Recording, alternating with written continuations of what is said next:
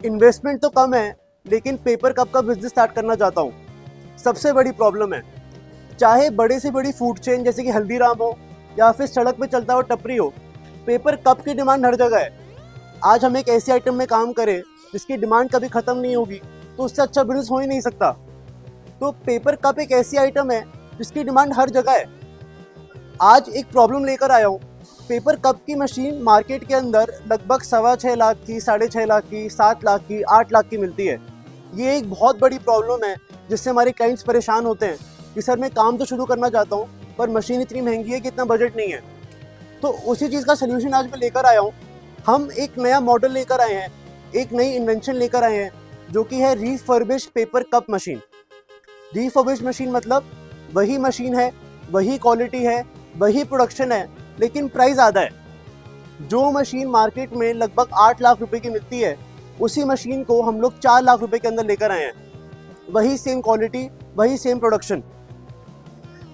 इस मशीन को हम प्रोक्योर कैसे करते हैं? मार्केट के अंदर बहुत सारे लोग हैं जो पेपर कप का काम शुरू तो करते हैं, लेकिन उसे लंबे टाइम तक चलाते नहीं हैं। वो कोई भी वजह हो सकती है, क्या पता उस फैक्ट्री ओनर को शिफ्ट होना हो, या फिर कोई भी फैक्टर होता है जिस वजह से वो अपनी फैक्ट्री को बंद कर देता है और अपनी मशीन का इस्तेमाल ही नहीं करता।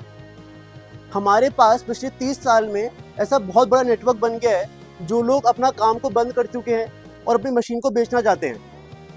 आज की तारीख में हमने उन लोगों को अप्रोच किया, हमने एक अलग सेटअप किया जहाँ पे हमने उन लोगों को अप्रोच करके उन मशीन्स को प्रोक्योर किया कि आज आप अपनी मशीन को सेल करना चाहते हैं, तो आपकी मशीन की क्वालिटी क्या है, वो मशीन कितनी पुरानी है, वो मशीन कितनी चली हुई है, और उसी बेसिस पर हमने उस मशीन को प्रोक्योर करके अपनी फैक्ट्री में लेकर आए।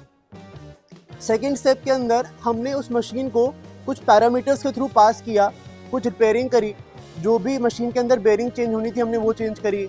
मशीन को पूरा खोला जाता है, उसकी साफ़ सफाई करी जाती है, उस पर पेंट करा जाता है और उस पर DCL वेरीफाइड का स्टिकर लगाया जाता है, जैसे कि आप देख सकते हैं।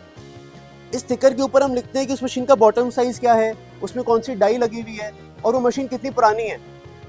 तो मशीन वही है, मशीन एग्जैक्टली वही है, सेम प्रोडक्शन दे रही है। तो अगर हमें एक ऑप्शन मिल रहा है आधे पैसों के अंदर सेम काम करने का, तो हम उसे क्यों मिस करें? अगर हमें उसी पैसों के अंदर सेम प्रोडक्शन मिल रही है तो हमें उस मौके को नहीं मिस करना चाहिए। अब मैं ऐसे इंपॉर्टेंट पॉइंट्स बताऊंगा जो आपको पता होने चाहिए नए काम शुरू करने से पहले। पेपर कप की मशीन का सबसे बड़ा फैक्ट ये है कि इसमें बॉटम साइज़ फिक्स्ड होता है। बॉटम साइज़ मतलब तला, बॉटम साइज़ मतलब कप का जो बेस है, ये साइज़ फिक्स होता है। आप एक बॉटम साइज़ से कुछ लिमिटेड ही कप्स बना सकते हैं। जैसे कि अगर मैं एग्जांपल दूं, तो आप 57 mm बॉटम से, 57 mm बॉटम से, 100 ml से लेकर के और 250 ml तक के कप बना सकते हैं। अगर मैं 65 mm बॉटम की बात करूं, 65 mm बॉटम की, तो आप 250 ml से लेकर के 150 ml से लेकर के 300 ml तक के कप बना सकते हैं। तो हमारा पहला डिसीजन ये है कि हमें किस बॉटम साइज़ की मशीन लेनी है।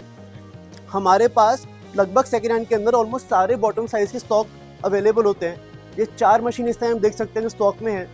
टोटल मिला करके लगभग 10 मशीन इस टाइम हमारे पास स्टॉक में है और लिमिटेड स्टॉक रहता है, ये बहुत जल्दी ख़त्म होता रहता है। तो अगर आप एक नया काम शुरू करना चाहते हैं तो पहला स्टेप ये हुआ कि हम मार्केट में जाके स्टडी करेंगे कि कौन सा बॉटम सबसे ज़्यादा चलता है, मतलब कि कौन सा कप है जो सबसे ज़्यादा चल रहा है। क्या वो पानी का कप है, चाहे वो जूस का कप है या फिर वो चाय का कप है। उसी बेसिस पर हम बॉटम साइज सेलेक्ट करेंगे और अपनी मशीन का डिसीजन लेंगे।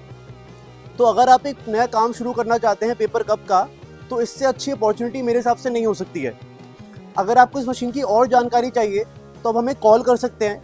हमारे कॉल सेंटर पे, हमारे हेल्पलाइन नंबर पे कॉल करके हमारे बिजनेस एडवाइज़र से बात कर सकते हैं, जो आपको पूरी जानकारी देंगे इस बिज़नेस के बारे में कि क्या प्रॉफिट होगा, एग्जैक्टली क्या इन्वेस्टमेंट लगने वाली है 4 लाख के ऊपर। और उसके अलावा आप हमें कमेंट्स के अंदर कोई भी क्वेश्चन है तो पुटअप करके पूछ सकते हैं, मैं वहीं आके उसको आंसर करूँगा। कि अगर आपको कोई भी दिमाग में क्वेश्चन आ रहा है तो या तो आप कॉल कर सकते हैं या आप हमें कमेंट कर सकते हैं। तो आज की वीडियो मैंने ये कवर किया कि हम रीफर्बिश मशीन को कैसे प्रोक्योर कर रहे हैं और एग्जैक्टली रीफर्बिश मशीन का कॉन्सेप्ट काम कैसे कर रहा है। अगर आपको और कोई भी जानकारी चाहिए तो हमें कॉल करिए। तो आज की वीडियो के लिए इतना ही। नमस्कार।